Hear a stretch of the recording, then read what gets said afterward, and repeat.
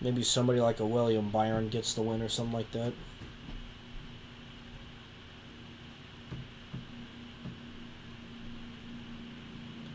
Of course, he did win the 500 this year.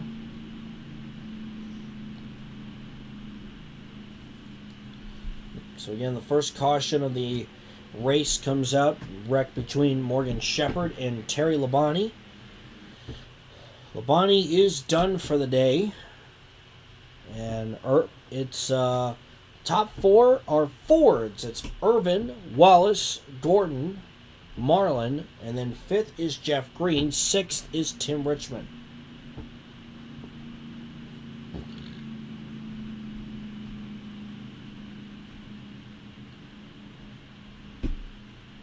Lights are off the pace car.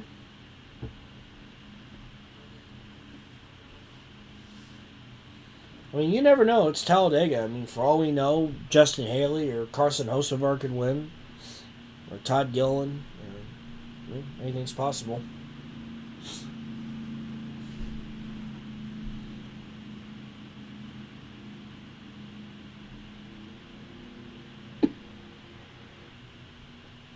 So we will come back to the start-finish line on lap 17. 16 laps are complete of the 54 scheduled from the Kansas Speedway.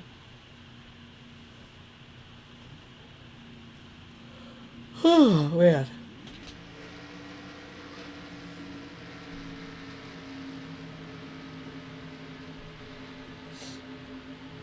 As Ernie Irvin won at Old Spice, and again, Wallace won at IRP. That was in the first round. Jeff Gordon, Marlin, Green, they have yet to win in this off-season playoffs. Pace car goes down pit road. And here they come back to the start-finish line as they go back up through the gears. And we're back underway. And immediately, Rusty Wallace wants that lead. He goes right to the outside. He gets back in line, though. Jeff Gordon right behind Wallace. However, Jeff Green is wasting no time as he gets past the 22 of Marlin. And here comes Wallace to the inside of Irvin. Jeff Gordon wants to follow suit, and Jeff Green wants to as well as Rod Moroso. Irvin in threat of being freight trained. Wallace and Gordon clear.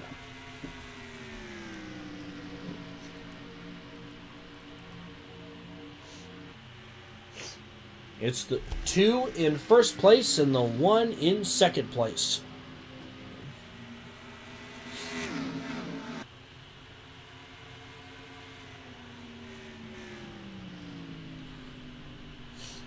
Gordon trying to chase down Rusty Wallace. Can Jeff Gordon get the lead in that McDonald's Mac Tonight Ford? Excuse me.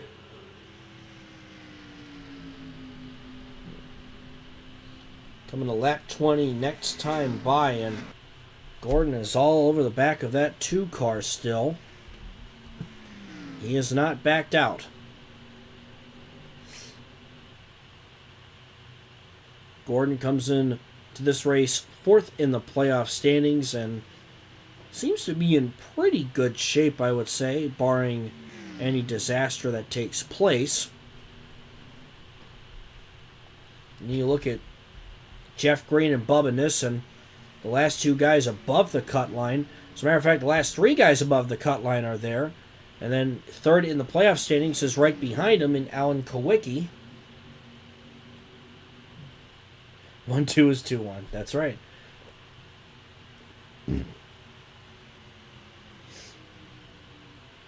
Moroso clears for 3rd. And, oh no, Mark Martin. His playoff hopes are over.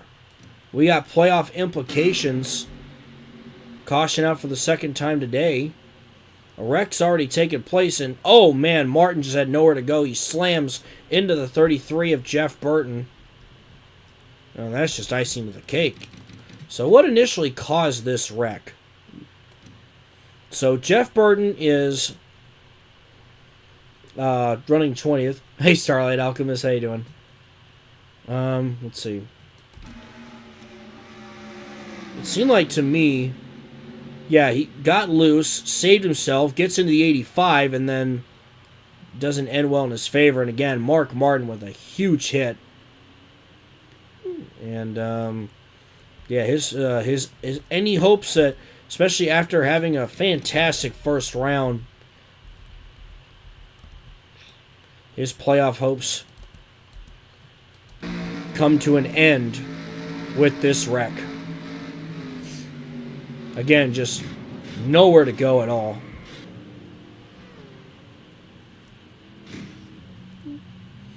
And add assault to injury there in the 33 of Jeff Burton. On board with Jeff Burton.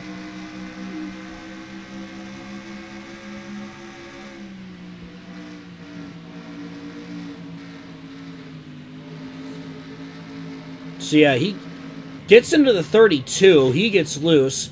At first, the 85 does save him, but wasn't able to hold it. And, yeah.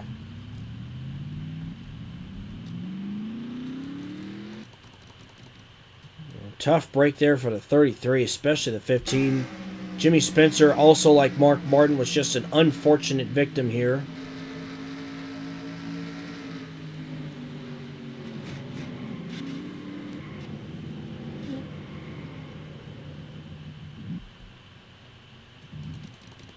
Let me see the onboard of the 85 really quick.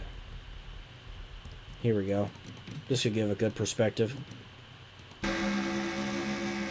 Never-ending post-championship slump. So yeah, 33 gets into 32. 33 gets saved, but then Davey just kind of has nowhere to go, and yeah.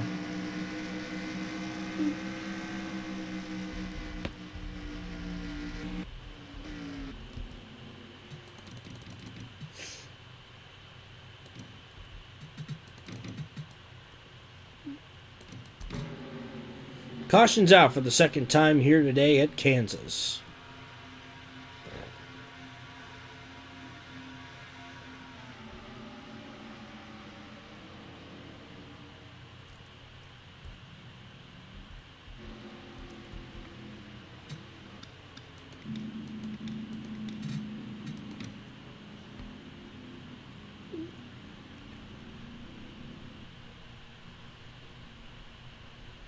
Was that a Thunderbird?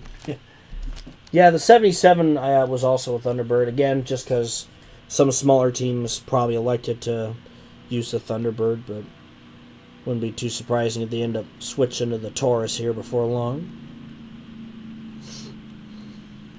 Pounding Pavement is going to include racing Infinity ideas. Nice. Yeah, the 77 was a Thunderbird. Yep.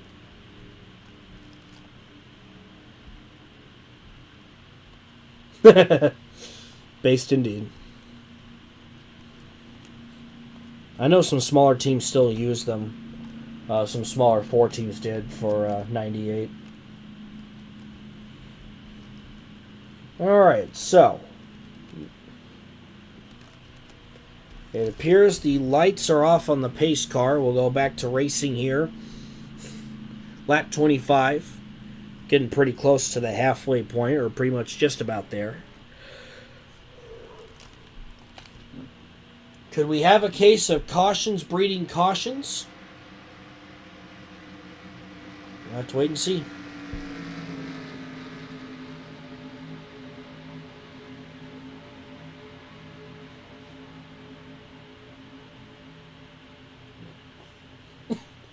Yeah. Like I said, I am making it canon in Sunday Night Lights. Mark Martin does get the key to the city in Batesville. I will definitely confirm that. Alright, coming to lap 25. Green flag is back in the air. Rusty Wallace continues to lead the way. Jeff Gordon second, Rob Moroso third, Jeff Green fourth, Bubba Nissen in fifth. One guaranteed car that is out of the hunt is Mark Martin in terms of the 12 playoff drivers. Look at Rob Moroso now take second from Gordon. Can Moroso chase Wallace down?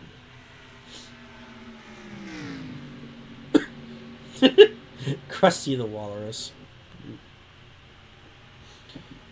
Jeff Gordon or Rux Verstappen. Help us, Rob. See, here we go. Here come the rusty jokes. We're getting there. War. God. That sounded like something in a YouTube poop. Okay, speaking of which, I think YouTube poop videos are making a comeback because there's been this meme going around of it was a YouTube poop from a Gravity Falls YouTube poop, and of Grunkle's stand from Gravity Falls, and the edited clip, like the original clip was him saying Grunkle's stand wins the football game or something like that, but instead it was edited to Grunkle Stunkle wins the Funkle Bunkle. And it's like blown up on Twitter the last few days.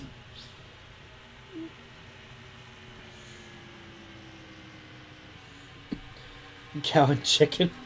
That's a classic show right there. Yeah, I thought Moroso had a shot at Wallace there and not able to get him.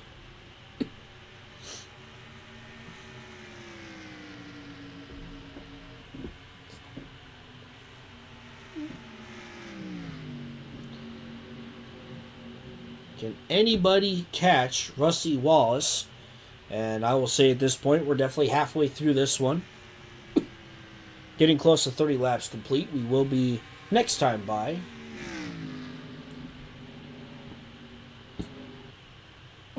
Again, all drivers here in the top 7, all looking to win and advance to the round of 8.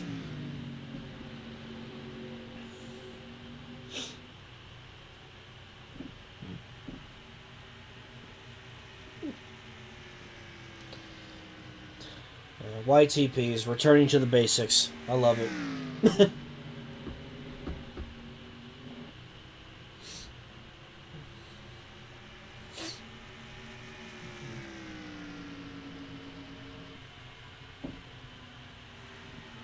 Again, Wallace continuing to lead here, and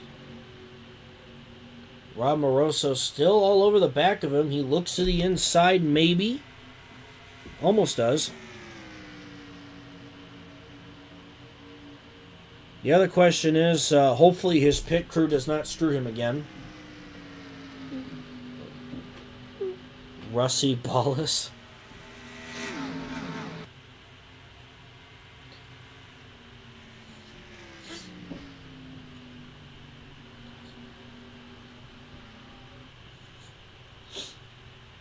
And Super Rusty continuing to lead. Jeff Gordon back there in third. What is this? Now imagine a YTP version of this. Hi, I'm Rob Moroso, and I trust Haviland for my car. My engine is healthy at 200 miles per hour, and Haviland will be perfect for yours on the road. Oh boy.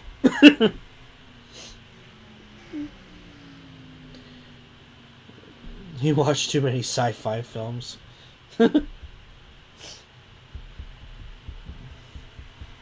you all agree, though, like, speaking of sci-fi, that, like, the Tesla Cybertruck looks like something from like an 80s sci-fi movie? It feels so out of place when you see one on the road. It's just like, oh, there's all these cars and there's just big, bulky trapezoid on wheels. I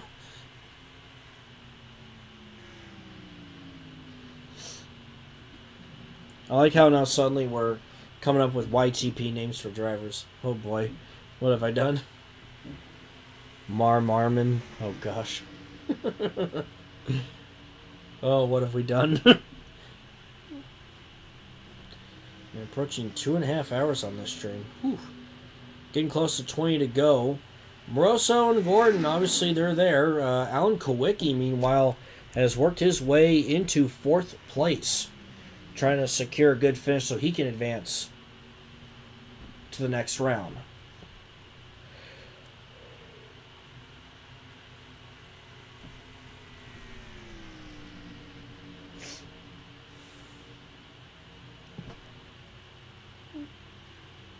Bubba Piss, bruh. I know we've done Piston Cup driver names before, which I know that was a a fun discussion to have there too. Warl Daltrip.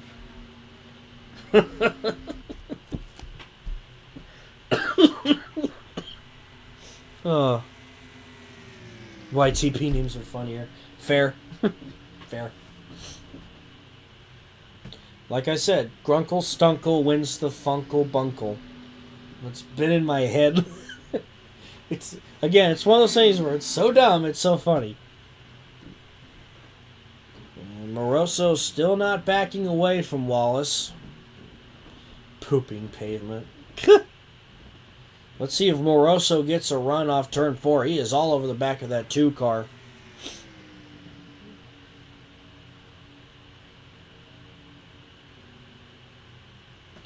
No, trust me, I find a lot of these funny. Too many cautions cause this live stream to go longer. Well, you know. That's why I kind of made the races a little shorter. Because I know I went over like 3 hours last time. And I know that was getting, kind of grueling after a while. So I kind of decided, if I'm doing 3 races in a stream, I should probably try and trim it down just a smidge. Again, Moroso is there, all over the back of the 2 car. Just trying to find the right time to pounce, really. Jeff Gordon back there in 3rd. Alan Kowicki 4th. 3 Fords, 2 Chevys in the top 10.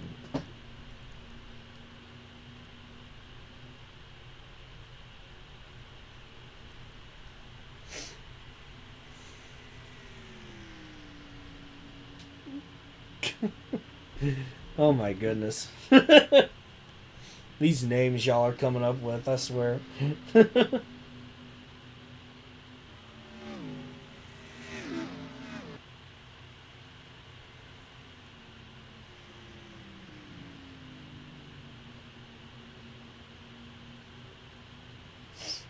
Oh, man.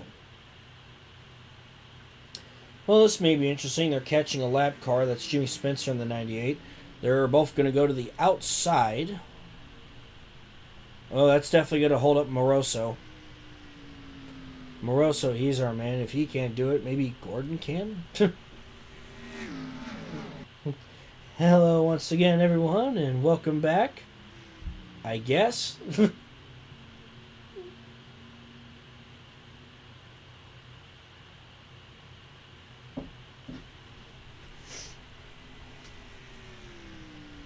Spimmy Genser,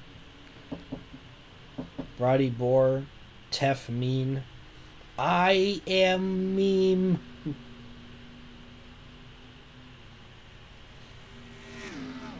We've officially been brain rotted with these. Who is the biggest SNL bust so far? I'd say Dale Jarrett's definitely one of them.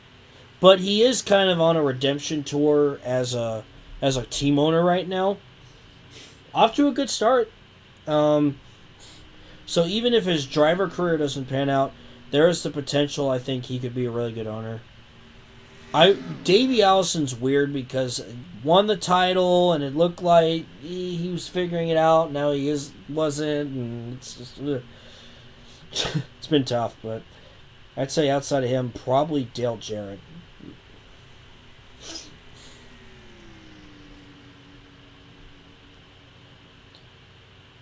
That's too modern. We need a proper early 2010s version.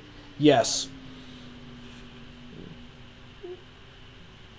Well, we're getting close to 10 to go here.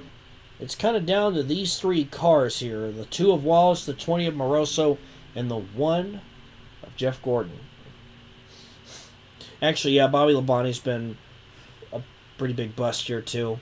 Or I guess a YTP name for him would be Bobby Labooty. I don't know. Now, Bobby. Now, Bobby, I do not condone street racing, but that darn Fujiwara kid needs to be taught a lesson. Bah.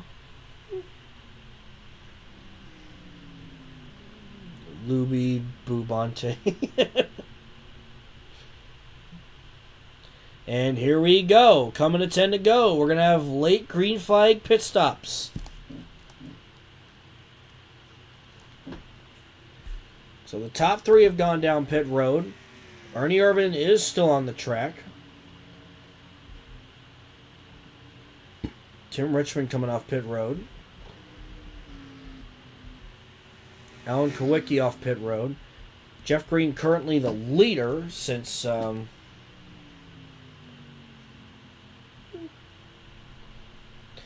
gosh. I could see Jared Fire Motorsports becoming the SNL version of Stuart Haas.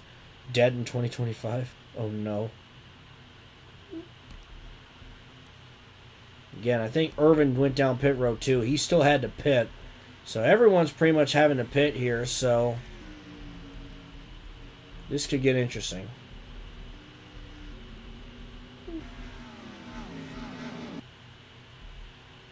Jeff Gordon rejoins the track. Oh man, I thought Ernie Irvan was going to get into him. Gordon's still trying to get up to speed here.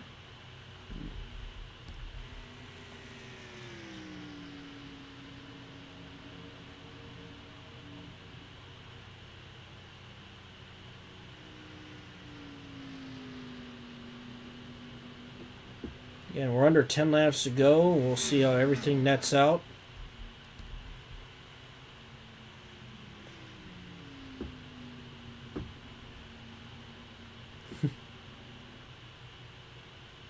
So, Dan Marino is still like a co-owner of Elliott Melling. They're just not using the 13 currently.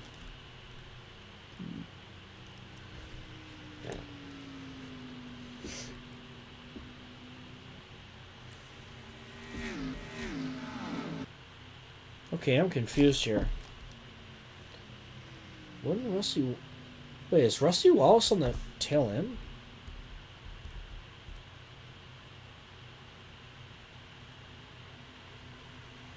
I would have thought the 2 was leading.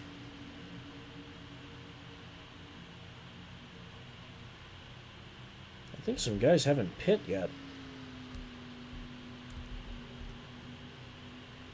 So it says that Ernie Irvan is currently your leader. Robinson second, Moyes third, Rudd fourth. Well, this will certainly shake things up. Or maybe he hasn't pit yet. Let me see. No? Okay.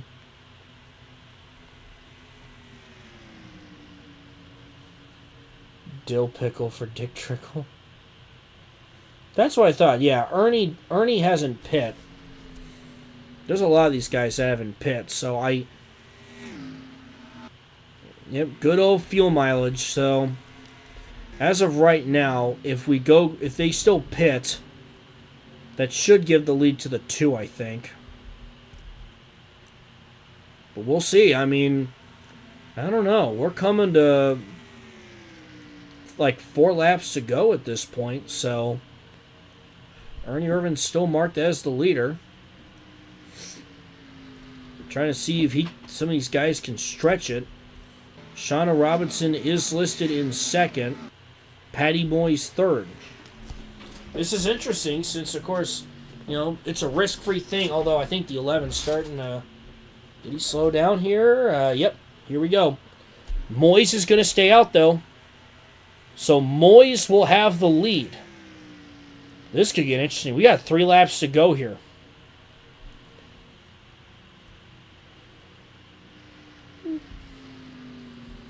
I don't know if she can make the fuel last, but she'll try.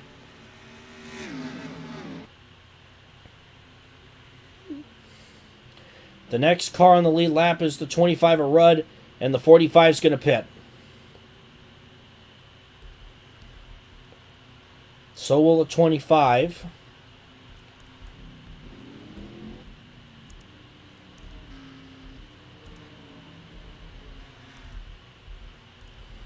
And I'll be honest, I don't know who has the lead. I'll keep an eye on the 2 for the time being.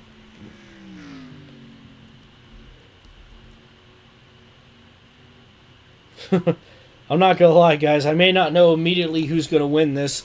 I don't know if Bobby Hamilton's still on the track or what. Oh, my Lord. Wait, the 45? Where's the 45? Okay, 77 to 43, they're coming off pit road. The 25 is. There's Patty. There's Irvin. Okay, well, the 77 could win. Oh, I don't know. I think my brain is fried right now. Okay, never mind. I think Rusty Wallace is going to win. I'm sitting there going, oh, what's happening here? Nope, there it is. And the disappointment rolls in. I'm sorry, guys. I'm so sorry. I thought for a moment we were going to have a crazy winner. And just like the Kansas City Chiefs, they always find a way to win. Rusty Wallace wins at Kansas.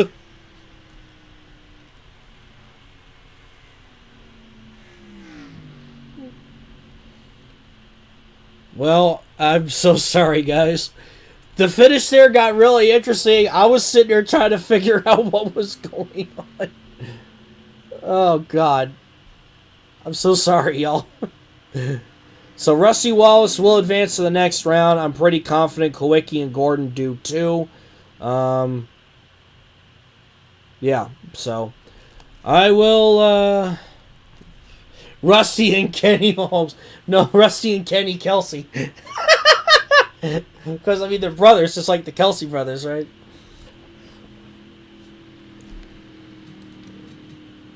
So, Rick Mass fans are moldy. I thought for a moment, like, somebody like Mass was going to win, but,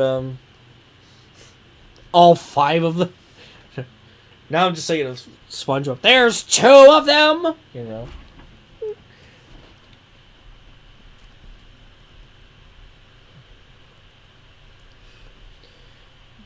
Rusty Wallace, just like the Kansas City Chiefs, you can't stop him. Well, at least, you know, they don't have Taylor Swift or anyone like that. What? I don't know what I'm doing. Alright, well, let me export these. Again, these are the standings going into Kansas, so... man. Well, that was something, wasn't it?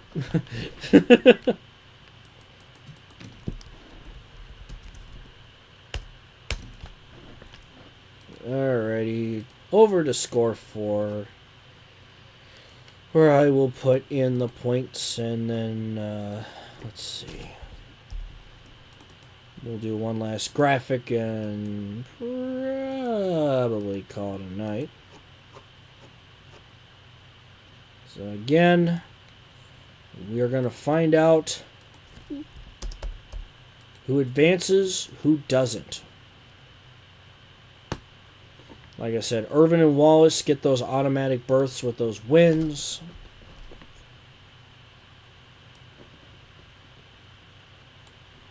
And send it out to him. Alright.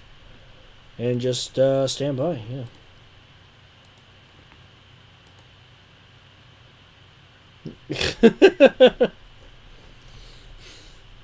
Yeah, would it be Britney Spears in this case?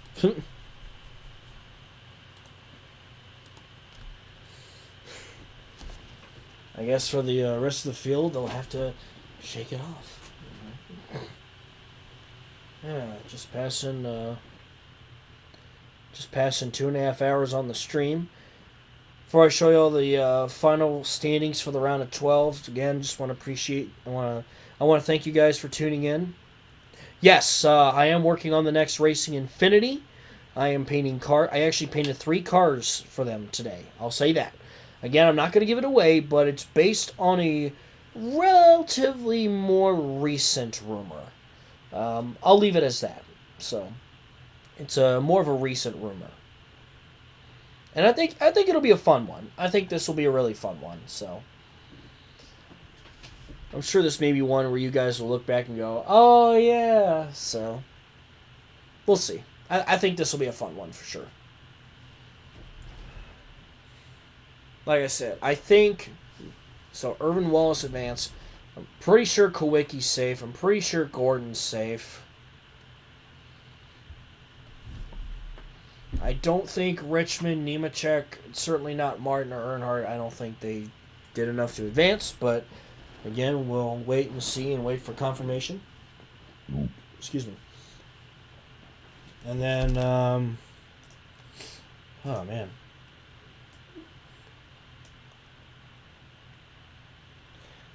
After that, it's going to be on to the round of 8. And a reminder, the round of 8 races will be Sanair Super Speedway, Homestead 1996, and then we're going to go to California Speedway. And then, of course, our Championship 4 will be in Atlanta.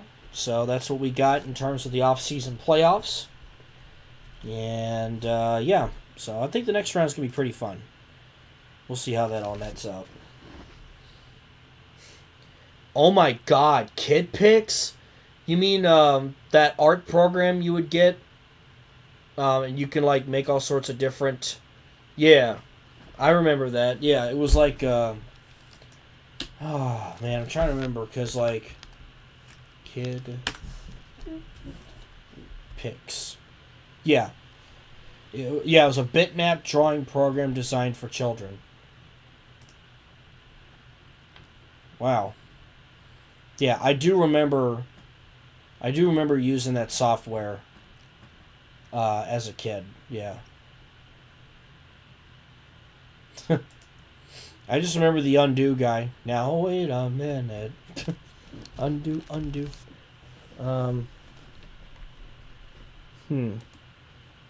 Alright guys, I got the moment of truth for y'all. I have the texts. I have the receipts. However you want to put it. Hold on here. Okay.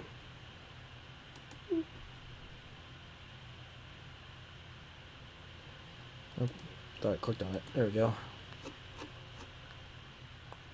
And here are what things look like at the end of the round of 12.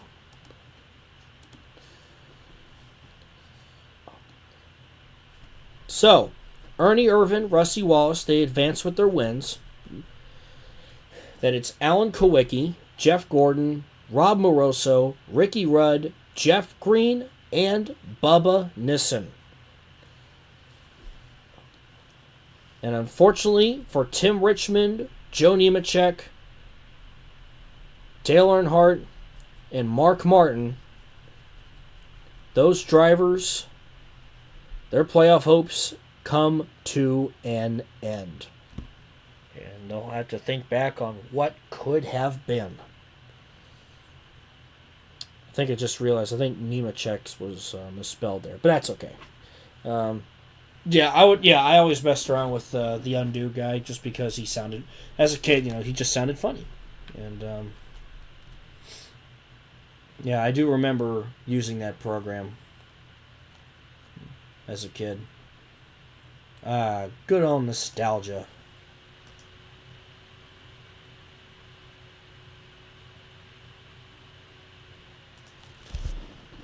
So yeah, there's he's Nema Heck now. But yeah, there you have it. So when we do the round of 8, it'll be Irvin, Rusty Wallace, Kowicki, Gordon, Moroso, Rudd, Green, Nissen. Yeah, I mean, Nemechek's had a solid career. He's a Daytona 500 champion in this timeline. Driving for Rick Hendrick. Oh, the Phil Bucket, yeah.